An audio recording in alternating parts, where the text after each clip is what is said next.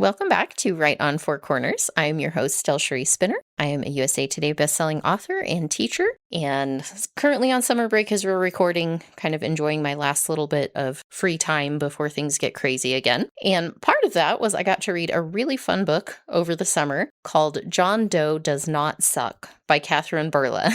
And I am excited to talk to Kathryn today. So Kathryn, tell us a little bit about who you are. Well, I'm mainly a person that hates talking about myself, but I'm mom, grandmom now, and author. And I grew up my early years overseas. And at some point, I moved to Berkeley, went to UC Berkeley, where I majored in English literature. And then when my kids grew up and were out of the house, I just thought I may as well start trying to write. So I guess about 15 years ago was when I Ernest started writing novels. But there was a lead up to that, which I can go into at some point if it comes up. Yeah, definitely. I'm always interested in the journey of wanting to write and how you actually accomplish that, because it's different for everyone and it's not easy to find the time to I do agree. it. Yes. Well, before we jump into questions and conversation, tell our listeners a little bit about the book and just what the premise is, because I think it's a really fun, interesting one, and where the idea came from. Okay, so John Doe is a vampire and he's 317 years old, but he passes in life as a 17-year-old. He's obviously been through many historical eras, and he battles with obsessive compulsive disorder, and he finds himself in what we will learn is, well, I won't even say the name of the city, but it's an urban fantasy. He meets a young woman in a criminology class because he's mastered just about everything except that one thing. And he starts to lose interest in it, but his partner pretty much drags him into a hunt for a serial killer called the 6 o'clock slasher. And that hunt for the serial killer will bring him down many roads and force him out of a comfort zone, which he's made for himself over 3 centuries, and lead to surprising things. I mainly wanted to write the book because I love the idea of if only I could be a witness in history to different eras. That's my fantasy. I would like a backwards in time traveler. And I also wanted to write about OCD, but I didn't want that to be the storyline. I just wanted that to be part of the character because that's something that's important to me, having experienced it. And I wanted my character to show how he learns to deal with that. That's pretty much the premise of how I got there. When I start to write a book, I have a general idea in mind and I have an ending in mind. And everything else is what happened once I sat down at my laptop and started writing. It never quite goes the way you think it's going to go when you start a project like that, I think. I think for some people it does. I mean, I have a lot of writer friends, and it seems like some people, they just have the whole story in their mind and they sit down and, just put, well, I'll say pen to paper, but computer to whatever, keyboard to the story. But I'm not that kind of a writer. I just start with a general idea and then the characters just grow around me. And sometimes I don't even know what paths they're going to take until I get deep into the story. So I guess they call them pantsers versus plotters, and I'm a pantser. So if you've heard that expression before, which I'm sure you have. Yeah, it's funny, all the variations of those two distinctions, and different people call it different things. And it's like, we're all talking about the same thing. Yes. Well, and one of the things I like about John Doe's character is that he has a lot of layers to him, and they kind of pop in and surprise you as the reader, where it's like, you think you kind of have a handle on him, and then you learn something else, and then you're like, oh, okay. And you go that way for a little bit, and then you learn some more stuff. He was a fun character to read because he did give me those little surprises of who he was and why he is the way he is. And as you learn more about him through his life experiences, you get to see more of those layers and really dig into them. And I enjoy that as a reader. I think it's hard to stick with a story if the character just is kind of boring. Like, even if the story is interesting, if the character's boring, I'm just like, okay, like, what's going to happen next? Yeah, no, I know. I agree with you.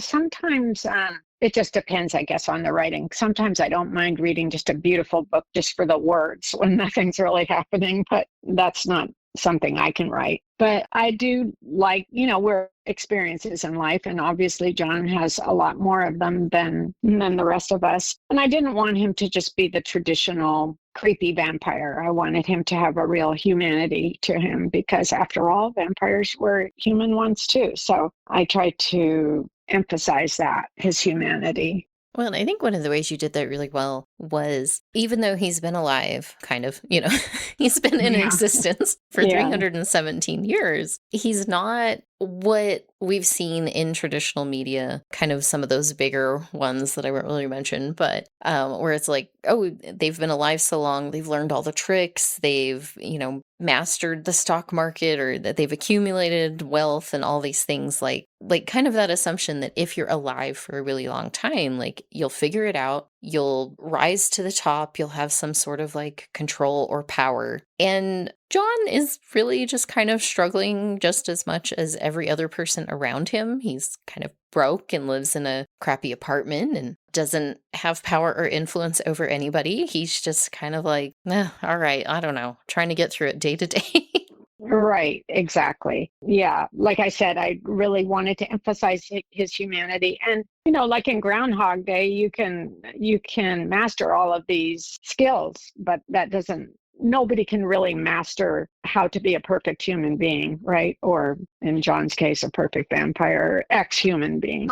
We all have struggles throughout our lives. And as we get older, we tend to worry about them less, but they never leave us. So I kind of just wanted to focus on that aspect. I have to say, one of my favorite, bringing up something totally irrelevant, Instagram account that I just love, and I hate to say it because it is AI, and don't advocate for AI, but I don't see how else they could do it, is about a girl who time travels back into all the different eras, whether it's Woodstock or ancient Egypt, and takes you on that little journey for 10 minutes so you can really feel like you're back there. And I wanted to do a little bit of that, and obviously didn't do as much as I could have because it would have taken a 1,000-page book, but I wanted to just dabble in that.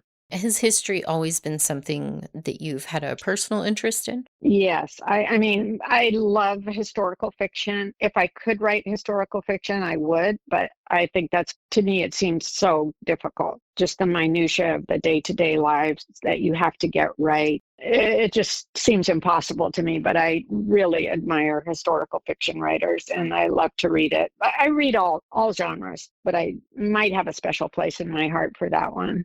I'm the So, same. I'm like, man, I could not take on writing historical fiction because I would be like, the details need to be accurate. Like, I'm not going to be that writer who takes someone out of a story because they described something wrong or wore the wrong clothes, or right, the neckline was exactly. a little too high on someone's dress or something. Or even using a word that nobody used back then. Like how it's so much work. And I guess the successful ones hire researchers to do a lot of that work for them, but they had to start on their own. So, Yeah, it's a big commitment. And yeah, same. mhm. Like, I really respect the people who do it well because that is not an easy task. Yeah. But you bring in a lot of history, and I thought you did it in a fun way with your character John Doe trying to write his memoir, which obviously would be a challenge, covering 317 years and then trying to give that to a publisher and be like, no, it's true. And they'd be like, what? So Well, he's I writing also it thought it was, as oh, I'm fiction, sorry. right? I thought it would be fun also to bring in the insecurities and the things that we authors have to deal with too, the rejections and the feelings of trying not to take it personally, but you can't help but take rejection personally. I liked playing with that with John writing his memoir, and the extra feelings of rejection he gets because it is a true memoir, but of course he can't present it that way to publishers. So he has to present it as fiction. But when the rejection comes, it is actually a rejection of himself truly, as a memoir. It was just a fun thing for me to do as an author. Yeah, that's an interesting aspect of rejection, that when you're writing something about yourself, even if it's not necessarily like full memoir, but it's like John is doing, kind of fictionalizing something that you've lived through. That adds a weird layer of, if somebody doesn't like that part of the story, does that mean they don't like you? And that came up in a couple of podcasts. I think one was Joanna Penn. She was talking to one of the hosts of the Wish I'd Known podcast, and she was talking about having put out a memoir talking about her sister's passing and just all the anxiety that she dealt with of like, if people don't like this story, then they don't like my dead sister. And she said that was like a really hard psychological battle, I guess, that she Yeah, went through with that yeah. book particularly. I know a lot of readers that don't rate memoirs for that reason because they don't want the author to feel like they're judging their life. I tend to go very easy on memoir writers because of that. I love memoirs, so I'm always reading. I feel like I'm a reader more than a writer. Like if I had to give up one, I would give up writing because I have to read. And at any one time, I'm reading 3 different books. One of them is always Audible, and I listen to those when I take my long walks. It's almost a form of meditation. But my Audible books, I only listen to memoirs, and they have to be narrated by the author. So memoirs are definitely a favorite of mine. I guess because I love to know about other people's lives. And I've read some really great ones. The ones that I might want to downgrade to a slightly lesser rating is only because, I don't know, maybe conceit or just the writing style. But generally, people pour their hearts and souls into their memoirs. Don't you agree? Yeah. Yeah, that would be. I don't really review much because I'm too much involved in like book stuff that usually my reviews get just deleted by Amazon anyway because they Oh, know I'm too okay, yeah. connected. So I don't really review much Yeah. anymore, but I only yeah, that review would be on really hard. Goodreads. Mm-hmm. I and on Goodreads, I do it mainly because I read so many books that if I don't at least rate them and write something, then I've done. A year later, somebody says, "Well, what are the best books you read last year?" And I can't even remember. Like, what There's have I so read? So many. I have to go back and look. But I have a rule that I never rate below a 3 if the author is alive. Hmm. Because if you write a book, you deserve a 3 at least, right? 3 out of 5 Yeah, and I in think, my book. if you really disliked it that much, first, why did you finish it? Why And, did you finish it? yeah, Yeah. just set it aside and move on. You don't need to go, I necessarily like trash Yeah. somebody because it wasn't your cup of tea. Somebody else may really love it. That's fine. Yeah. I admire anyone that writes a book because Hmm. I know from personal experience it's hard. It is. I have tried recently, and I can say app because I use it on the app, but I suppose you can probably get it anywhere. But app called Fable, which I think has popped up in the last couple of years. Maybe it's been around longer, and I just was oblivious to it. But it's interesting because it's an app for like tracking your reading, and you can leave reviews. But I learned recently you can actually also buy books through them and then read them through the app as well. So it's kind of an interesting Oh, mashup of uh, different like yeah. reader needs. And so I'm trying that out and playing around with it to see how I like it. Okay. I haven't heard of it, but I'll make a note of it and definitely look it up. Yeah, see if you like it. Um, Because it kind of has like a social aspect as well. Like you can post things about like uh-huh. the books you're reading and if you like them or a fun picture or whatever. So yeah, it's kind of this like multifaceted reader experience, I guess you could call it. Uh-huh. It's been kind of Well, fun. I'm enjoying it. yeah, yeah. Do you know I've never belonged to a book club because my tastes in books are so varied that I read something and then it makes me think about something else. And then the next book might be something that I thought about from just hearing from somebody. I just can't imagine being assigned a book to read every month or every few weeks or however. I just couldn't do that. So I've never been in a book club, but I love book clubs. I'm glad they exist. But Yeah. personally, yeah. I've tried a few here and there, and kind of this similar. It's like hard to match up my taste because I'm also a Yeah. really eclectic reader, and plus I read for Right on Four Corners, which takes up a lot of my reading time. Oh, yeah. But I get like a huge variety of stuff, and that was kind of funny with the Fable app I mentioned. It gives you like a description of you as a reader, and Oh, it's kind of just like a yeah. cute little thing it does. Like when I used to have a Fitbit, it would tell you what animal you were most like based on your sleep score. So Oh, it okay. makes me think I of use that. the Aura ring, so I Aura doesn't tell me what kind of an Okay. animal I am.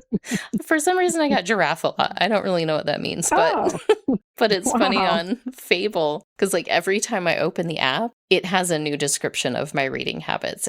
And I'm just like, yeah, you don't know you have no clue because I read Yeah, all over the place and it's just a wild mess of all kinds of books. they're probably like, bring that, trying to revamp the app. Like, this woman is like completely We blowing can't up figure her our, out. yeah, Yeah, that's it's fun though interesting. Yeah, that you get to do that. I'll have to ask you I'm later if also, you try it. I also would love to, at some point, obviously not now, but I'd love to hear your thoughts about what your students are reading in high school or what they're drawn to.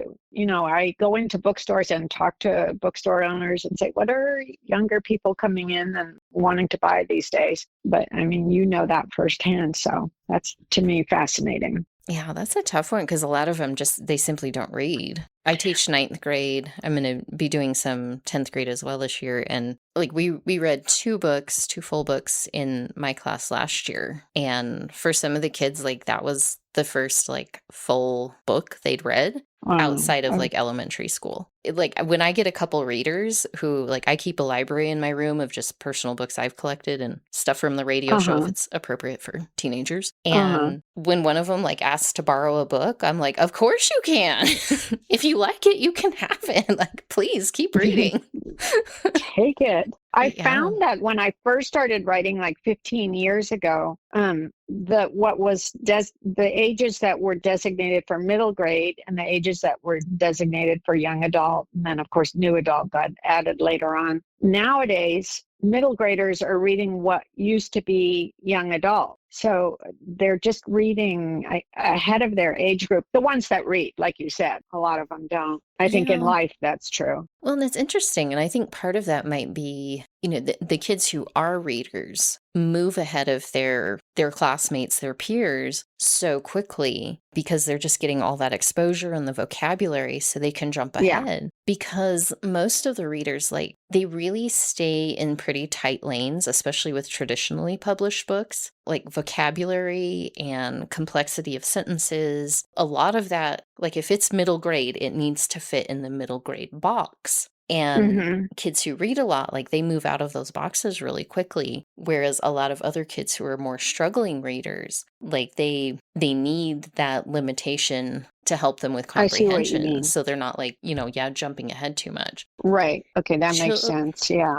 Children's literature is really hard right now because so many kids are behind and they're not up to me speaking as a teacher, like grade level text. Yeah. They're Yeah. they're really behind, especially on their vocabulary and understanding complex sentences. So when they're in school and they have to like move up, like, okay, you're at ninth grade now, you have to read ninth grade text, but they're still reading at a Hmm. fifth or sixth grade level, Oh, they I get see. frustrated and they Okay. quit. And so it's a really weird, hard to navigate market with children's literature. And Hmm. I don't know. It's really hard because they're just, as weird as it sounds, there's not a lot of room for reading in public school curriculum anymore Why? I don't understand. because they're very focused on skills. And Okay.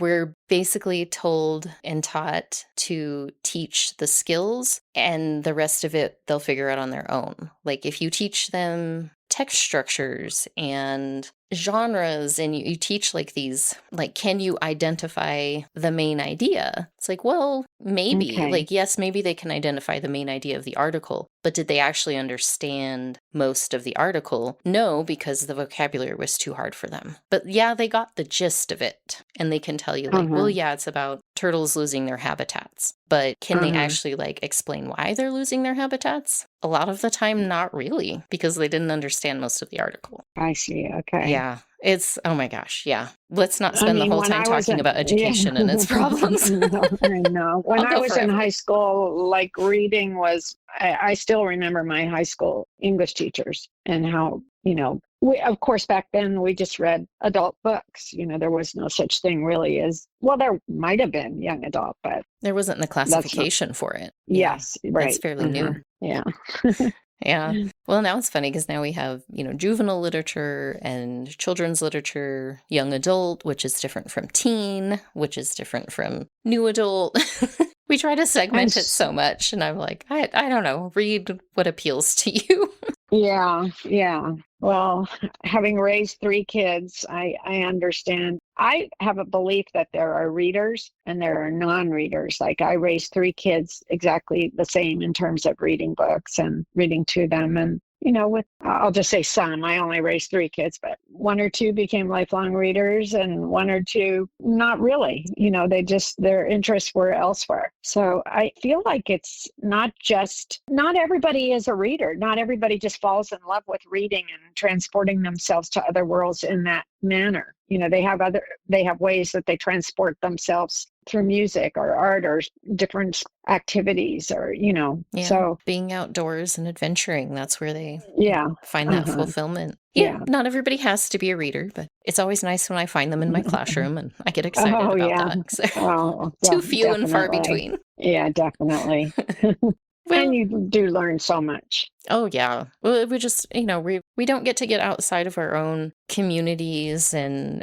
especially, right now traveling, it's expensive, it's dangerous depending on where you're going, but Right. you get to live all these different lives through books, which really I think can expand minds especially at a young age to just Yeah. experience different perspectives and ideas and ways of looking at a problem that you wouldn't get Yeah. otherwise. Books and films, those are I love Mm-hmm. both of them. Me too. If I read a book and I love it, I won't ever see the movie. I just won't because I feel like it can't be as good. There's only one exception I've ever found with the My Brilliant Friend series, and the Hmm. HBO film version I thought was perfect. But Oh, I interesting. can't. Yeah, I haven't had a chance to watch that yet. I'll have to add it to the list. very good. Yeah, Well, and sorry, I get off track all the time, but to bring it I back do too. to your book, I did want to ask you about your development of the mystery because when I first started reading, I was not expecting a serial killer to, pop into this story. So as you talked about, you've got this history, you've got this interesting character, and then his interest in, tackling something new that he hasn't really done before with criminology, and then kind of gets dragged into this investigation of who is the 6 o'clock slasher. How did you develop that part of the story with bringing in this element of investigation and mystery? I guess I don't think I have a good answer for that. I guess I mean I do have a good answer, but it would involve spoilers. So I feel like Yeah, don't give the I want spoilers. yeah. So it's an urban fantasy, dark and gritty. It seemed to lend itself to murder or some kind of segment of the dark side of life. And thinking of him actively going against everything in his nature because he's not a person who goes seeking out trouble and being dragged into it, like you said, by Angela, kicking and screaming. And then voluntarily, it just seemed to lend itself to that. So I could have done other ways too, but I basically wanted to make it a little bit gritty and dark without being too disturbing, I guess. I think you And also, accomplished that well. thanks. I had tried that one once before, actually, in sort of that kind of dark, disturbing fantasy, my very first book, and it never was published. But it did get me two different agents, and unfortunately, no publishers. So it went into my figurative drawer, never to see the light of day again. In the back of my mind, I kind of wanted to get back to trying to do something like that. Oh, interesting. Well, I bet you learned a lot from writing that first book that you were able to then kind of put into play here, even if it was not Yeah. necessarily like a checklist of things, but just that experience of going through and creating that whole story and then looking at doing something similar. Would you say there was anything specific that you felt like you learned from that first book that helped you with writing and developing this one? Well, of course, the more books I wrote, the better of a writer I became. It's just a process, and I'm sure that we all of us, you probably experience the same thing. you learn as you go, and you get editors and you figure things out. And so this is John Doe is actually my 8th book, published book. I have 2 or 3 that I didn't get publishers, and I'm not the kind of person that can self-publish. It just seems way too hard for me. It's way beyond my skill set. So those books that don't get published never see the light of day. But who knows? One day I can bring them out and brush them off and use the skills that I've learned since that time, which was probably about 15 years ago, to see if I can breathe new life into it, or who knows. My very first book that was published in Spain by Penguin Random House, and it wasn't written in Spanish, and I don't speak Spanish, but it just so happened that there was an international book scout who read it and liked it and brought it to Penguin Random House in Spain. So my very first book I could not read in print. Oh, that that's was interesting. fascinating. Yeah. How fun. In like a weird way where you're like, I have this book. Yeah. I don't actually Yeah. know what it says in this language.